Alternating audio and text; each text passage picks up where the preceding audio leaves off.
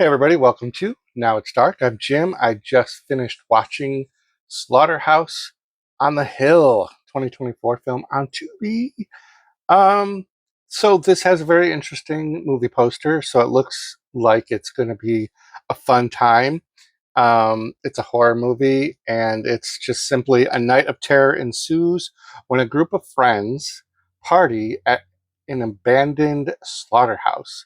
So this group of friends, they're kind of having like a reunion, and from high school, football team, cheerleaders, all in advanced stages of age, like myself. One of the girls was wearing a shirt that said class of 86, I want to say, which would actually make them older than me. So I don't know if that was just a shirt uh, with that logo or that on it, and it wasn't really the year that they graduated, but it could have been. This was written and directed by Tom Devlin, and it has a very wide variety of people in it, um, all with various levels of acting prowess. Two notable people that stood out to me right away was Christy Adams, who horror people may know from, I believe, Nightmare Toys. And then someone from my hometown was in this who also has a YouTube channel, Jacob the Carpetbagger.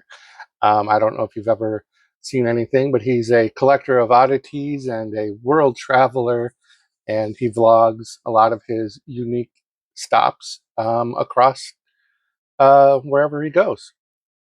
So it was kind of neat to see him in it, even if it was only for just a short time.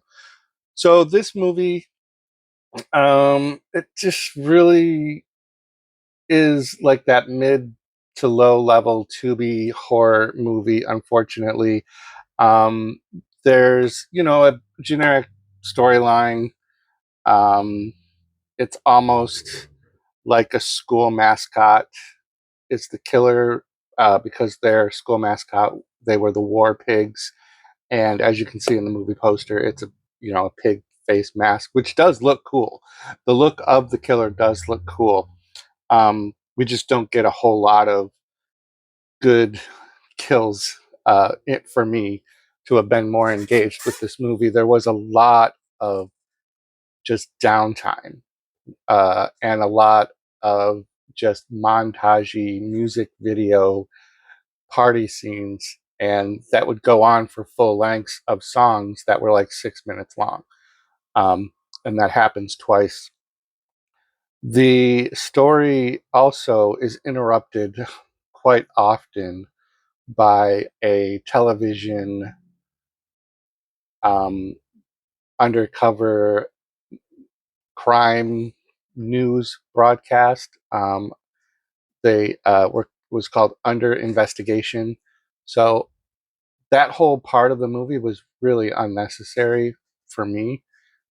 It took away, and the cut-ins would be very sporadic, um, and they would become more frequent. And it was unfortunate because it took away from a couple of the kills for me once we started getting kills, because some cut right from like blood splatter right to the under investigation news guy, and it just kind of took away from it for me.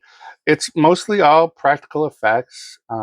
Again, I did like the pig man, pig killer look, and there's a reveal, of who that is and why. There's a lot of backstory between the different players. Stuff that happened in high school. There's a lot of like almost seem like, unless it was a really good filter, it's like they all, the filmmakers had some old high school footage. It could have just been a filter, and I just really wasn't paying close enough attention to it. There were some really obvious editing snafus in a few scenes. Um, One that was a really badly edited scene that may have been done that way on purpose to extend the length of the scene, but it really kind of just made the scene feel glitchy and long. which is too bad. We do actually get some nice boobage in this. An attractive lady does have a sex scene with the old quarterback guy there, and we get some good frontal shot for a prolonged amount of time. We get a couple of decapitations as part of the kills, and I don't think that's too much of a spoiler. Um, Weapons are varied for the killer, and like I said, there's a good amount of blood, low budgety effects and blood. It's not like terribly horrible. If you're a fan of Christy Adams, then just watch it for that.